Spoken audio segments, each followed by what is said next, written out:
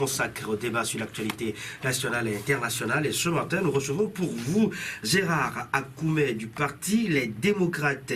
Ce parti politique qui fait partie des 6 partis politiques réunis au sein d'un certain regroupement dit formel. Et monsieur Akoumé, Gérard, bonjour. Bonjour. Et notre deuxième invité, c'est monsieur Massim Charoua. Massim, bonjour. Bonjour. Oui, Massim Charoua, il est stagiaire et journaliste venu de Lyon et qui a accepté partager bien sûr le studio avec nous pour un peu débattre également de l'actualité internationale et nationale. Merci à vous. Eh bien, nous commençons avec vous, Massim. Massim, sois le bienvenu au Togo. Merci beaucoup. Oui, Massim, quand nous voulions parler un peu de la France, des relations de la France avec le Togo, qu'est-ce qui vous a poussé à venir au Togo, vous? Moi, tout d'abord, j'avais envie en tant que stage, en fait, d'être sur le terrain et bien sûr. Ici, on va me donner une opportunité plus grande, on va me donner plus de chance. Et alors qu'en France, c'est vrai que derrière, au niveau du stage, au niveau, moi, pour la jeunesse, on va moins me mettre sur le terrain, on va moins me donner de l'importance comme vous le faites ici aujourd'hui, comme je peux être ici directement sur le studio et tout ça, c'est grâce à vous. Et c'est une opportunité, une chance pour moi d'être ici et de découvrir aussi toutes les opportunités que peut me donner ce beau pays. Oui, merci. Et vous êtes dans quelle école là, à Lyon? Je suis à l'EFAP. Donc l'EFAP, c'est l'école française d'attaché de presse. Donc il y a une succursale à Lyon, à Paris, à Lille et à Bordeaux. Et c'est une des grandes écoles de journalisme et qui va sûrement du coup me permettre peut-être de réaliser ce que j'ai envie de faire, être reporter ou quoi, parler un peu de ce qui se passe autour, quoi. Okay. Et au Togo, ici, vos reportages porteront essentiellement sur les questions politiques et sociales. Bien sûr. Merci. Et nous revenons au sujet du jour. Gérard Akoumé, vous faites partie, donc votre parti politique, bien sûr, les Démocrates, vous faites partie des 6 partis politiques regroupés au sein de cette union informelle dont je parlais tout à l'heure. Dites-nous, de quel constat êtes-vous parti pour initier ce regroupement de partis politiques dont vous êtes membre? Est-ce que pour vous le tableau est très noir politiquement au Togo? Oui, tout à fait. Il faut reconnaître que depuis un moment, il y avait eu une léthargie totale sur la scène politique. On ne trouvait pas de port de sortie de la crise patente qui sévit au Togo depuis plusieurs années. Ce qui a fait que du moment où les cris de nos populations, c'est de voir l'opposition togolaise parler d'une seule et unique voix. Vous devez quand même vous rappeler que quand naissait le parti des démocrates, nous nous sommes dit que nous ferons tout pour que l'opposition togolaise parle d'une seule et unique voix. Et ceci étant, les autres aussi l'ont compris. Et c'est un truc qui a été spontané.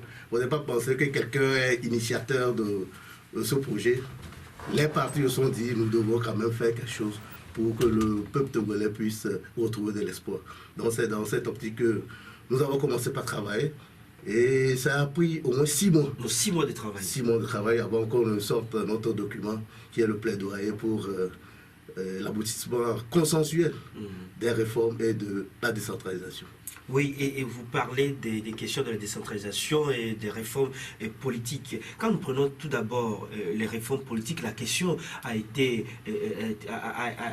traitée par le chef de l'État en initiant une commission de réflexion. Et cette commission de réflexion qui va réfléchir sur les réformes et qui va les proposer.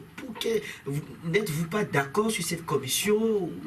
Qu'est-ce que vous reprochez exactement à cette commission au niveau de ces 6 partis politiques? Vous devez comprendre que nous avons commencé par travailler depuis sur la question. Avant la mise en place de cette commission.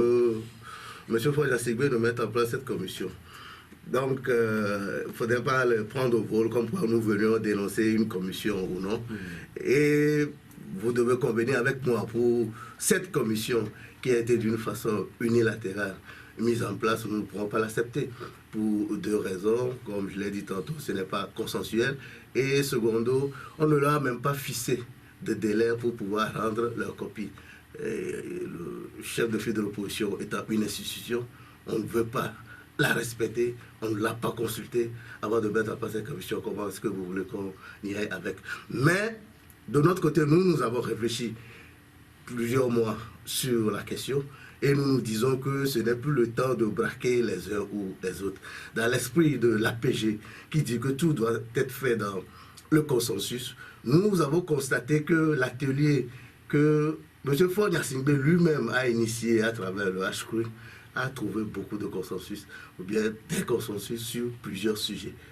Pourquoi ne pas saisir ça au vol et aller de l'avant? C'est le travail que nous avons fait. Et sur quel sujet, par exemple, le consensus a été trouvé? Ce consensus a été trouvé... Puisque certains partis politiques n'ont pas accepté être de cette rencontre du HCRON. Et la bonne foi, quand même, exige qu'on accepte ce qui est bon et qu'on évolue. Vous, d'ailleurs, vous n'étiez pas? Oui, mais pour ce qui a été dit, nous avons vu que les 6 partis politiques dont nous parlons tantôt ont compris que l'atelier du HCRON a été même au-delà des conclusions de l'APG, ou bien de l'accord APG. Et par exemple, il a été clairement dit à l'atelier du HCRON que le consensus est quand même... on a eu un consensus sur le nombre de mandats. C'est déjà quelque chose de bien, c'est ce que les Togolais réclament tous les jours. On a eu un consensus sur... Le consensus... vous entendez quand vous parlez de consensus sur un certain nombre de questions, notamment le mandat, la limitation du mandat. On ne vous voit pas dire exactement le mandat, le nombre de mandats que vous proposez. Bon, ça a été dit que c'est 5 ans renouvelables. Une seule fois. Une seule fois. Donc, nous acceptons cela. Il y a aussi les élections qui s'organiseront dorénavant à 2 tours. À 2 tours. Oui, pour les présidentielles et les législatives. Donc, pourquoi ne pas partir de là? Puisque c'est des réformes que le HCRU a qualifiées de réformes urgentes. Donc, les réformes urgentes, on n'a plus besoin quand même de réflexion là-dessus. Donc, vous proposez que ces réformes urgentes aillent à l'Assemblée nationale, c'est la voie la mieux indiquée. Du moment où c'est consensuel, même avec la coloration de l'Assemblée, au jour d'aujourd'hui, nous pourrons nous accorder pour que, n'est-ce pas, ces réformes-là passent. C'est une question de bonne foi. Si des gens mettent quand même au cœur de leur action le Togo, je crois savoir que le problème ne se pose pas.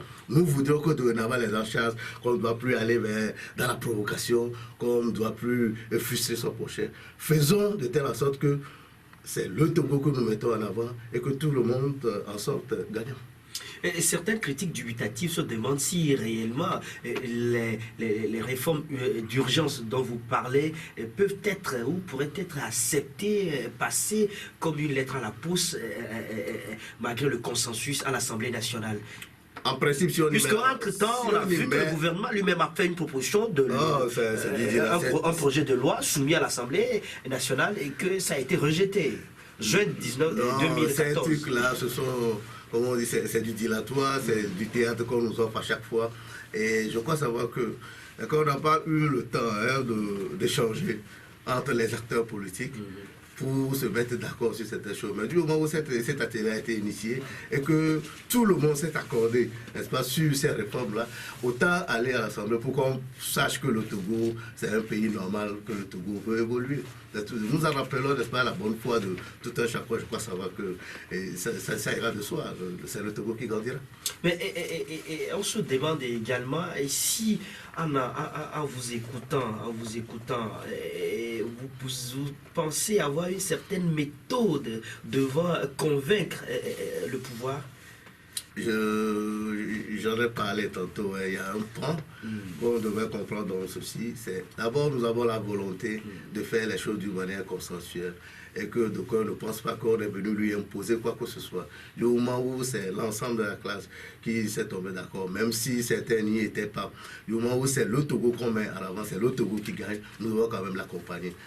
La méthode, c'est que d'abord, nous ne voulons frustrer personne. Nous ne faisons que les choses qui sont dans les règles, que tout le monde peut accepter. Donc, je crois savoir que c'est fondamental pour sortir le Togo de cette crise que des gens s'accordent là-dessus pour aller de l'avant. Ah, et Maître Apévo du parti, la FDR, disait la dernière fois à la conférence de presse organisée pour lancer bien sûr ce regroupement, et il disait qu'ils ont tiré leçon de toutes les erreurs passées. Est-ce à dire qu'aujourd'hui vous mettez un peu plus de la diplomatie? Qu'est-ce que vous pensez aujourd'hui faire? Tout à fait. Il faut reconnaître que le fait de se camper sur sa position, refuser d'échanger avec le prochain, refuser quand même de prendre en compte certaines de ses préoccupations ne peut jamais faire évoluer le débat. Donc au jour d'aujourd'hui, nous avons compris qu'il y a certaines choses que l'opposition togolaise a faites dans le passé, qu'on ne doit plus quand même remettre sur le tapis au jour d'aujourd'hui, mais convaincre l'adversaire, rassurer l'adversaire pour que tout ce qui se fasse soit surtout et exclusivement dans l'intérêt du peuple togolais. Répondez à cette question que beaucoup de Togolais se posent. Si aujourd'hui on décide de limiter le mandat présidentiel, hein, dites-moi, est-ce que vous permettrez à Faure Gnassingbé d'aller à un 4e mandat? Puisque la question s'est posée quand il s'agit de la rétroactivité ou non de la loi portant limitation du mandat présidentiel. L'opposition togolaise n'est pas de mauvaise foi. Ce que nous recherchons et ce pour lequel nous battons, c'est d'avoir les conditions, comment on dit, acceptables pour aller à quelque élection que ce soit au Togo. Donc si nous arrivons à avoir ces conditions, idoines requises, équitables, que nous savons que le fichier électoral est correct, nous savons que nous irons à des élections transparentes, moi ici je vous le dis tout de go, nous n'avons que faire de la candidature de Faure Gnassingbé s'il veut se présenter. Vous permettrez qu'il aille il a qu'à se présenter si les conditions sont claires et soit candidat. Moi je vous assure que Faure Gnassingbé ne gagnera aucune élection au Togo. Donc nous n'avons pas peur de sa candidature. Et donc, à vous comprendre au sein de votre regroupement politique, la question de la rétroactivité ou non de cette loi... C'est des faux débats. Ce que nous recherchons, comme on le dit tantôt, c'est des conditions optimales acceptées par tous pour aller à des élections. Si ces conditions sont réunies, je vous dis que les élections se passeront dans le calme et l'opposition, comme on le dit, a toujours gagné et elle va encore gagner. Là, on saura qu'il n'y a pas une CENI à la botte de quelqu'un, il n'y a pas une cour constitutionnelle qui viendrait à baliser des résultats fantaisistes. Pourquoi pas? Il peut se présenter. Nous l'attendons là-bas. Est-ce que pour vous, c'est la clé de vous, dans les sans Faure Gnassingbé, aller au 4e, ce n'est pas une question à la 4e, se porter candidat pour une 4e fois, c'est la clé de vous pour pouvoir avoir les réformes? Vous devez, non, pas nécessairement. Nous n'y pensons pas. Pour les questions d'élection même, tout ce qui nous intéresse, nous, ce n'est pas les questions de candidature, mais les conditions d'organisation. C'est tout ce dont nous parlons.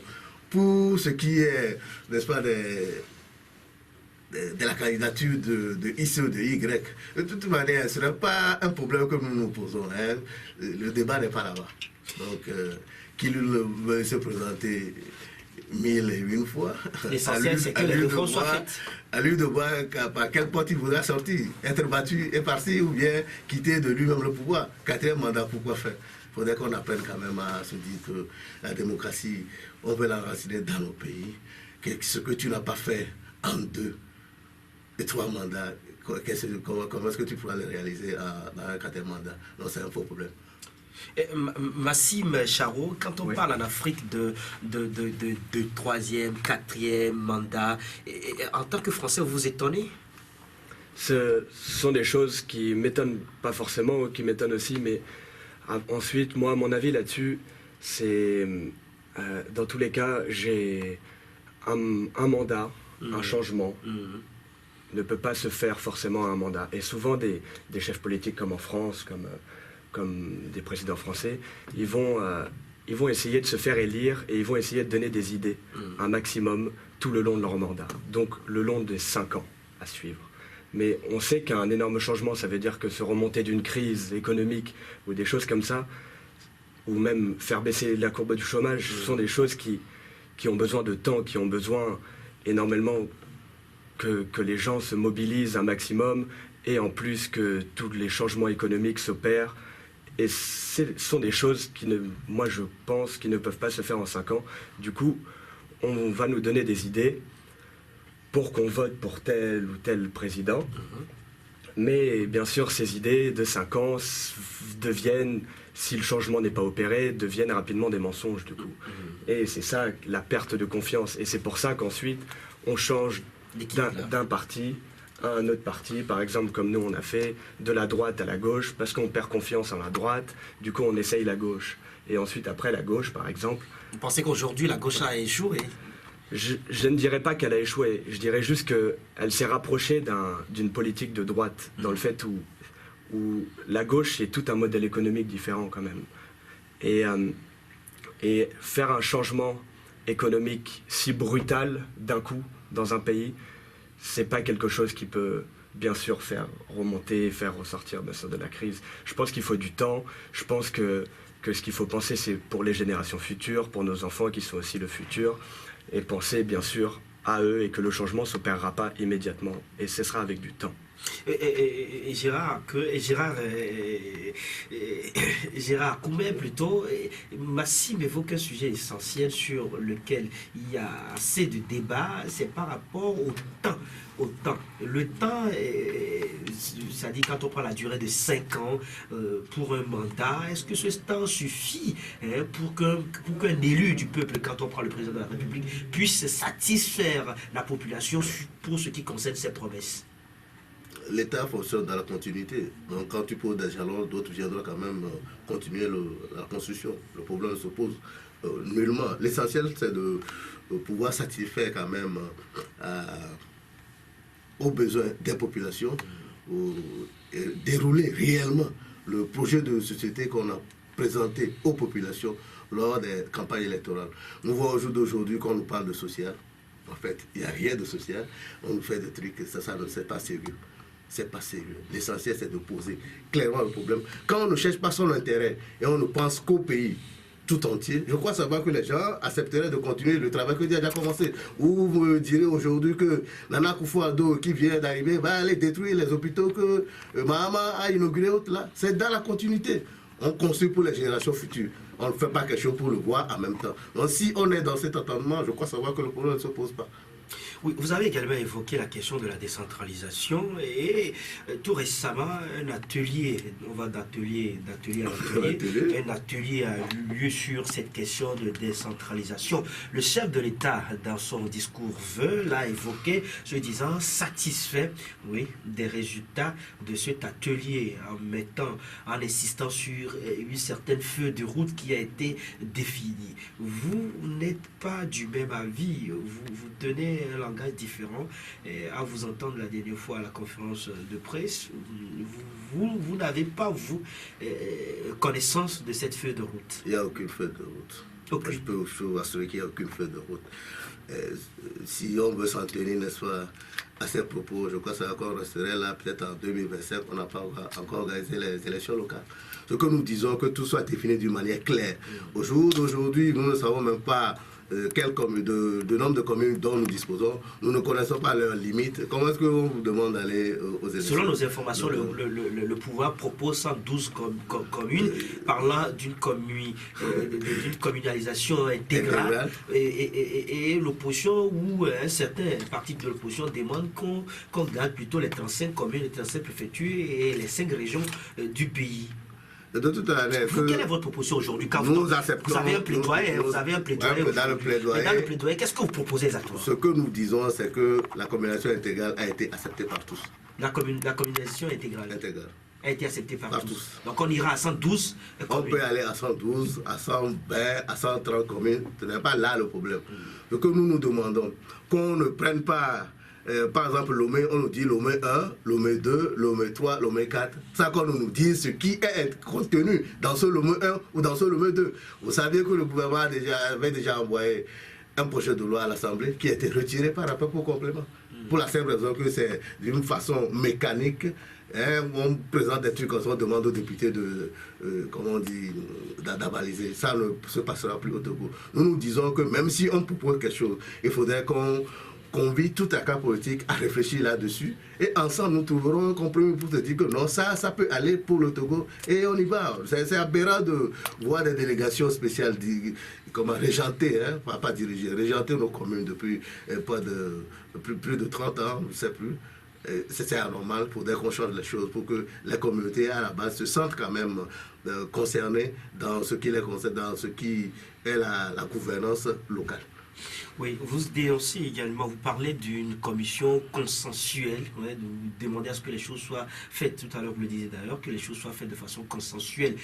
Vous pensez que la commission mise en place aujourd'hui par le président de la République, Faure Gnassingbé, dans cette commission doit avoir tous les regroupements politiques? Je ne parle pas forcément que tous les partis soient regroupés dans cette commission. Et qu'on puisse avoir leur avis. On aura leur avis, premièrement. Secondo, même avant de créer cette commission, Faure Gnassingbé avait le devoir de consulter au moins l'institution que nous avons qui représente l'opposition togolaise. C'est le chef de file de l'opposition. Il y a aussi des regroupements de partis d'opposition. Ils auraient eu la décence, pas d'échanger avec ces gens-là, de dire, ok, nous voudrions réfléchir sur telle ou telle question. J'ai proposé telle personne, qu'en pensez-vous? Pour que tout le monde donne son avis là-dessus. Je ne doute pas de la compétence de ceux qui sont dans cette commission. Mais il faudrait que nous allions vers ce qu'on appelle la sincérité et la vérité. Vous et moi savons très bien de quel bord sont ces gens-là. Vous pensez qu'ils sont du parti au pouvoir? Ils sont du parti au pouvoir, c'est des gens qui vivent par le parti et ils ne peuvent que être au service du parti. C'est pas toi qui me démentirais. Tout le monde est je n'ai jamais vu leur carte de membre de l'UNIT. Ce n'est pas une question de voir les cartes. Ils ont un passé. Tu vas me dire que tu ne connais pas M. Aoumezounou. Il a toute sa tête, très compétent, mais il est de quel bord? Tu ne peux pas me demander. Adieu tête à sort. Avec tous ces devoirs, on nous ramène ça parce que qu'est-ce que vous voulez? Et des gens aussi, des carriéristes qui veulent garder leur poste, quel travail se fera? Je ne doute pas de leurs compétences, ils pourraient le faire, mais est-il que nous avons quand même des appréhensions qui restent fidèles à leur parti politique. De toutes les manières, nous en appelons quand même à une commission consensuelle, que toutes les forces politiques se mettent ensemble, comme on a pu quand même discuter à l'intérieur de Ashkun pour avoir des consensus. On pourra toujours le faire pour proposer quelque chose de sérieux au peuple togolais. Mais encore là, nous voudrions quand même de la bonne volonté de tout un chacun. Nous voudrions quand même que les gens fassent appel à leur conscience. Un atelier que Faure Gnassingbé lui-même a initié. L'atelier, c'est l'atelier qui a mentionné qu'il y a des réformes urgentes. Et d'autres peuvent nécessiter encore des réflexions plus poussées. Donc, un chef d'État responsable, quand il prend l'espace de rapport, il doit chercher rapidement à ce que les réformes urgentes dont on parle, sur lesquelles tout le monde s'est mis d'accord, on puisse les passer rapidement. Avant même de chercher à créer une commission, comme on le dit toujours, que ce doit être fait dans le consensus, on crée une commission pour réfléchir aux autres réformes qui nécessitent plus de réflexion, par exemple les régimes, politiques. On ne sait pas si on va un régime présidentiel ou semi-présidentiel, il est tempéré, comme vous avez débité dans le temps, mais essayons quand même de faire du sérieux. C'est le Togo qui grandirait. Donc on ait ça en tête qu'au jour d'aujourd'hui, nous devons éviter les intérêts partisans, nous devons éliminer nos infimes entités et ne parler que du Togo.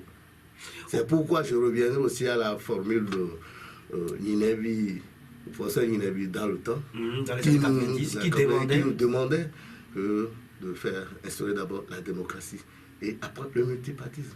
Donc au jour d'aujourd'hui, nous n'arrivons pas à créer cette démocratie-là. Ayons un terrain de consensus, faisons appel à nos consciences Et que quand tout serait mis en place et que d'aucuns se sentiraient à l'aise dans toutes les décisions qui se prendraient, je crois que le multipartisme peut aller de soi.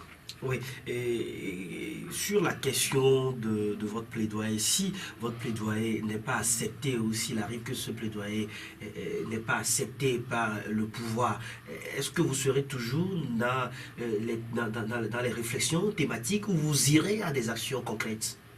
De toute manière, pour toute action politique, on appelle quelque chose de rapport de force. Vous et moi, vous êtes aussi compris. Quand la majorité accepte quelque chose, ça ne peut que passer. Donc au jour d'aujourd'hui, les populations ont soif de démocratie. Les populations, n'est-ce pas, demandent à ce que les réformes soient faites dans les meilleurs délais. Et je crois savoir que c'est déjà un poids dans la balance pour que le pouvoir en part comprenne qu'on doit quand même changer de cap. Est-ce qu'on peut, vous arriverez à créer encore cette dynamique de l'opposition qu'on a vu faire de grandes marches dans le pays pour réclamer les réformes si votre plaidoyer n'est pas accepté? De toute manière, est-ce qu'on peut s'attendre à ça? Ce n'est pas une question de marche. Nous avons une méthode, nous avons une discipline au sein de notre regroupement et qui est d'ailleurs ouverte.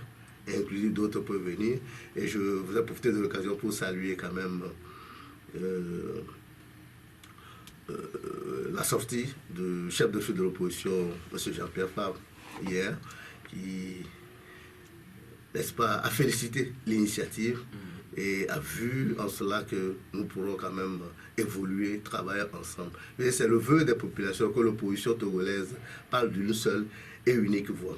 Du moment où c'est clair, nous sommes venus, n'est-ce pas, pour apporter notre contribution à ce que les choses évoluent au Togo, pas pour faire ombrage à quiconque que ce soit. Et la raison pour laquelle nous avons même eu la décence de saisir le chef de file avant même le chef de file de l'opposition, Jean-Pierre Favre. Jean-Pierre Favre avant notre sortie. Donc, la dynamique est créée. Je crois savoir que c'est son vœu aussi de voir toute l'opposition travailler ensemble, parler d'une seule voix, afin que l'interlocuteur sache, l'interlocuteur qui sera en face de nous sache que c'est un seul message que nous portons.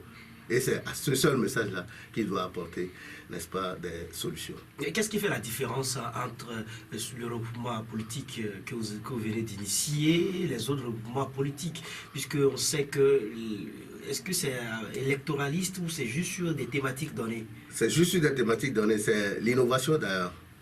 Vous devez convenir avec moi comme disant que c'est un regroupement informel qui n'a même pas de nom, qui n'a pas un directoire fixe. Nous avons appris à nous connaître. Nous apprenons à nous connaître et nous apprendrons toujours à nous connaître pour éviter tous les sujets qui fâchent, se concentrer sur l'essentiel, sur des thématiques et aller de l'avant. Donc c'est ce que nous faisons. Je crois savoir que ça va porter si nous y croyons fermement. Donc on peut s'attendre à ce que votre regroupement soit allié au CAP 2015 dans les jours à venir. Nécessairement, nous sommes appelés à travailler ensemble. Il faudrait qu'on donne la chance à tout le monde d'apporter sa contribution pour que le Togo évolue. Chacun quand même a quelque chose à y mettre. La raison pour laquelle nous ne fermons pas nos portes. Si la bonne foi y est, je crois savoir qu'on réussira. Et même dans des meilleurs délais. Donc c'est à ce à quoi nous appelons, les uns et les autres, à accompagner, n'est-ce pas, l'initiative, la démarche que nous entreprenons au jour d'aujourd'hui pour permettre à ce que les choses aillent vite au Togo. Oui, vous avez approché le chef de file de l'opposition dans votre démarche pour initier ce mouvement thématique. Est-ce que d'autres formations politiques ont été également contactées? Nous allons en grandissant. Nous allons en grandissant. Vous devez convenir avec moi que les FDR c'est un parti qui est nouvellement créé. Et qu'au jour le jour, les gens adoptent, épousent notre démarche et viennent. Donc si donc ont la bonne foi et qu'ils viennent, ensemble nous travaillerons pour que les choses évoluent. On a vu le parti Santé du Peuple à la conférence. Et c'était quand même, comment on dit, éloquent de sa part pour avoir, n'est-ce pas, appris la sortie du regroupement. Et il a voulu se présenter personnellement. C'est déjà la voie qui est tracée. Ça montre réellement que ce que nous portons est est bien, est utile pour le Togo. Et des bonnes volontés comme ça, on ne doit que les associer pour aller plus de l'avant. Ce serait mieux de voir toute l'opposition ensemble et aller. Et des gens qui croient réellement, n'est-ce pas, à cette démarche, qui pensent que nous pourrons quand même faire les choses autrement au Togo. Donc c'est ce que nous avons comme démarche, se départir quand même des erreurs du passé, faire les choses autrement, ne pas brusquer son prochain, mais ne poser que sur la table le Togo pour avancer. Puisqu'on a connu le phare, on a connu le code 1, il y a plein de regroupements beaucoup de regroupements qui finalement se sont désarticulés. On a eu le malheur de ne pas s'accorder sur l'essentiel. Donc c'est ce que nous évitons aujourd'hui. Et s'accorder sur l'essentiel aujourd'hui, c'est aller aux réformes urgentes. Pour ce que ça concerne tout le monde, c'est le Togo qui sortirait grandi.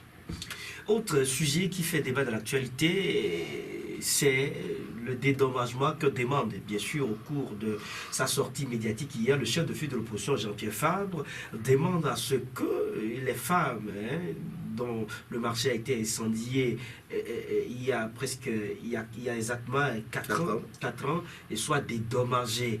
Et vous, au niveau de votre regroupement, est-ce que vous en avez parlé? Comment est-ce que vous appréhendez la question? De toute année, la sortie de l'ANC et du chef de file, à point nommé, quand nous écoutons par-ci et par-là les cris de ces femmes-là qui ont vu, n'est-ce pas, leurs biens partir en fumée comme ça une nuit, c'est désolant. Et c'est le lieu encore d'appeler nos gouverneurs à être plus humains. Nous savons ce que représentent nos marchés au Togo ici. Économiquement. Ce que représentent ces femmes-là dans leur foyer. Donc, à refuser quand même de les accompagner, c'est nous dire clairement qu'on n'a rien à foutre du Togo. Donc, la demande, elle est bienvenue. Premièrement, que tous ceux qui ont été incarcérés dans cette affaire, du moment où nous savons très bien que ce ne sont pas eux les auteurs. Vous le savez? Nous le savons. Tous les Togolais savent que ces gens-là n'ont pas, n'est-ce pas, incendié ces marchés. Il faudrait qu'on laisse de côté ces histoires de conflits politiques, chercher à écraser l'adversaire. Non. Nous ne sommes plus sur ce terrain-là. Ils savent très bien. Des gens qui étaient incarcérés ont perdu enfants et femmes. Après 2 ans, 3 ans de prison, on les libère comme ça sans dédommagement. Vous pensez que c'est normal? Quelle enquête on conduit au Togo et qui aboutit? Cessons de divertir la population. Retrouvons quand même ce sentiment qu'on peut appeler d'humain pour prendre les choses comme cela se doit. Ces femmes, il y a plusieurs qui ont déjà trépassé avec la douleur qu'elles ont eue quand leurs biens sont partis comme ça, en fumée. Vous voulez que leur progéniture fasse quoi? Il y a de bonnes lois qu'on fasse tout pour que ces gens-là soient dédommagés. Nous avons appris dans le temps, et le parti, les démocrates, l'a dénoncé. Au jour d'aujourd'hui, le regroupement des 6 partis politiques qui va évoluer certainement aussi à l'avenir, pense que ce n'est pas normal de chercher à chaque fois à faire les choses d'une manière gauche au Togo. Nous avons appris quand l'incendie est intervenu que le gouvernement avait débloqué, n'est-ce pas, un certain montant pour dédommager les gens. Mais comme au lieu de mettre fin à cette envie vorace de la minorité qui veut tout ramasser, on fait plutôt du dilatoire. 4 milliards sur 6 milliards qui étaient partis en fumée. Ça suppose que les femmes devaient avoir au moins la moitié de ce qu'elles ont perdu. Est-ce que réellement ça s'est traduit dans les faits? Non. C'est cette minorité-là qui a encore ramassé les 4 milliards. On ne sait comment. Les femmes sont restées sur le carreau. Et c'est le lieu quand même de tout faire pour que ces femmes-là retrouvent au moins un pan de sourire. Et ça va de soi. C'est le Togo qui irait aussi dans ce sourire. Et surtout que le chef de l'État a annoncé dans son discours que cette année, la gouvernance sera plus sociale. Laissez-moi rire. Hein. Au jour d'aujourd'hui, hein, nous avons compris que Fonya Singh ne passe que des messages creux. Hein, il ne change jamais l'acte à la parole. Le social nous en a parlé aussi l'année passée. Mais qu'est-ce qu'il y a? En tout cas, nous en appelons à sa conscience. S'il trouve judicieux que nous devons mettre l'accent sur le social pour que le Togolais sorte de cette misère patente dans laquelle les gouvernants l'ont plongé, il n'a qu'à commencer par dédommager les bonnes dames et le reste suivra. Est-ce qu'aujourd'hui, ou cette année, le budget d'ailleurs correspond, le budget que nous avons, le budget pour l'exercice 2017, peut nous aider à avoir une gouvernance plus sociale? Pas du tout. Déjà, on ne prend pas en compte les volets essentiels hein, dans ce budget. Seulement 35% déjà qui sont alloués au service de la dette. Quelle dette? On a compté des dettes pour faire quoi au Togo? Et le peuple va se mettre à les rembourser aujourd'hui. Je crois savoir que nous devons aller dans la franchise, se dire certaines vérités, les yeux dans les yeux, pour se dire qu'on doit cesser la pagaille au Togo. Je m'arrête là pour le moment. Et que pensez-vous de ceux qui pensent qu'aujourd'hui, la question qui se pose fondamentalement au Togo, ce n'est pas la question des personnes, mais plutôt d'un manque de culture politique démocratique qui est à tous les niveaux, même au niveau, on vous reproche même au sein de l'opposition de ne pas avoir cette culture politique démocratique. De toute manière, moi, je venais de vous dire que nous avons quand même fait une autocritique. Nous avons vu ce qui s'est passé dans ce que nous avons fait dans le passé. Nous ne pouvons plus recommettre ces mêmes erreurs.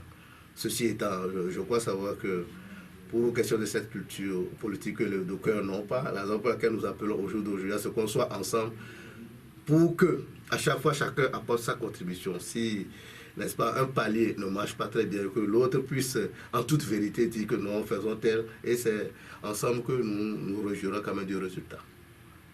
Merci à vous, Gérard Akoumé. C'est moi qui vous remercie. Bien sûr, vous êtes membre du parti Les Démocrates de Nicodème Abia et aujourd'hui vous faites partie des 6 partis politiques qui se sont regroupés pour, qui sont bien sûr mis ensemble dans ce regroupement informel pour réclamer les réformes et la décentralisation. Et merci également à Massim Charoua, qui est stagiaire et journaliste stagiaire qui a accepté d'être avec nous au studio ici, studio Jean-Hélène de la Super Radio Métropolis Lomé. Merci à tous ceux qui nous ont suivis ici à Lomé partout ailleurs. Merci à Rapide pour l'assistance technique, à toute l'équipe de la rédaction au micro et l'Ikplim Goka. Donc à nous, c'est bien moi. Au revoir et prenez très bien soin de vous. La vie est une chance, mieux une grâce.